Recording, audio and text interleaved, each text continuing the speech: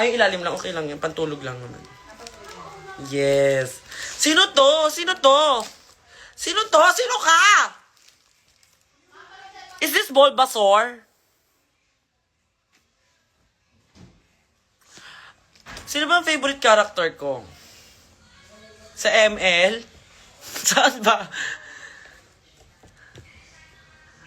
Alam niyo ng mga bata ko, sobrang fan ako ng ng Wings Club. Yun lang naman yung pinaka-favorite ko. Sobrang addict na addict ako sa Wings Club. Like, yung mga notebook ko Wings Club, yung bag ko Wings Club, mga sticker ng Wings Club.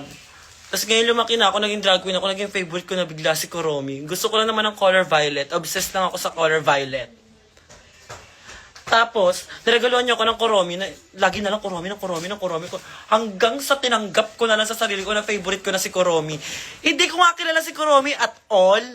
Hindi ko alam kung ano yung family background niya, kung saan ba siya nakatira, kung saan